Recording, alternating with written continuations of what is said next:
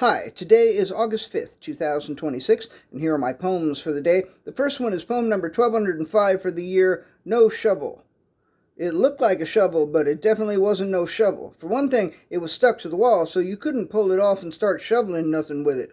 For another thing that looked like the handle was a pipe that maybe piped water or gas or something into or out of the building that the pipe seemed to get into through the wall. For a final thing, the thing that looked like the shovel part wasn't curved enough to enable you to shovel nothing, even if the pipe was actually a handle, and even if the whole damn thing wasn't stuck to the wall. So yeah, it wasn't no shovel. I don't know what the hell it was, but it wasn't no shovel. Poem number 1206, Judy Blume. I'd rather read a novel by Judy Blume than to be hit in the face with toilet plume. But I'd rather experience an unprecedented economic boom than to read a novel by Judy Blume. Poem number 1207, Things Left Unsaid. Many things were left unsaid, and they gathered together in a pile in the corner of the room. Quoting Oscar Wilde, one of the unsaid things said, "There is only one thing in the world worse than being talked about, and that is not being talked about." And several of the other things that were left unsaid agreed. One of the more optimistic among them said, "Yes, but we ought to acknowledge that at least we exist, and that the only thing worse than existing is not existing."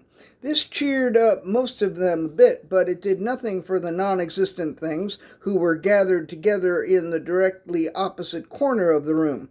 "Fuck them," said one of the non-existent things. "Those things that are left unsaid think they are so much better than us, but they ain't shit." This, of course, offended the shit that was in one of the other corners. As for the fourth corner, that unfortunately gets its own poem. Poem number 1208, The Fourth Corner. The fourth corner contained poem number 1208, The Fourth Corner.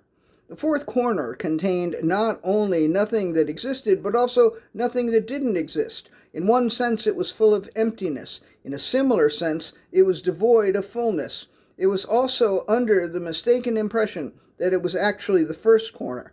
It would often say to the walls and floors, "It was only by some arbitrary happenstance that the corner over there where the things that were left unsaid are gathered was designated as the first corner. By all rights, I should be first because I existed not only before anything existed, but even before nothing existed." The fourth corner would say this to the walls and the floors and would even receive a modicum of support from them, but it would never say these things to the ceiling, who was too high and mighty to get involved in existential squabbles. The ceiling was such a character that it almost merited its own poem, but not quite. And the last poem of the day, poem number 1209, a poem about something other than the ceiling.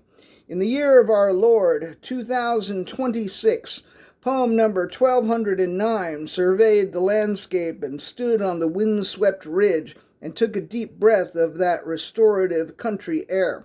"What a truly excellent time to be alive," the poem exclaimed, "and how fine and dandy it is not to be a poem about some foppish, foolish ceiling who thinks it's better than everyone else, too above it all to kowtow to the hoi polloi. But not I," the poem continued. "I am a poem of the people, and I am so happy to be a poem about something other than that wretched, petty, pompous, arrogant ceiling who thinks it's all that and a side of fries." At this point, the ceiling, barely containing its anger and embarrassment, wanted to point out that the phrase was all that and a bag of chips, but found itself unable to speak. Fortunately for everyone, the ceiling was also unable to come crashing down on everybody's heads, which was what it wanted even more. But most of all, what the ceiling wanted was for there to be a poem about it. And maybe one day, if it comes down from its high horse, someone will write a poem about it. But that poem, if it is ever written, is not this poem. This poem, rather, is about itself and nothing else. All right, that's it. Thank you. I appreciate you.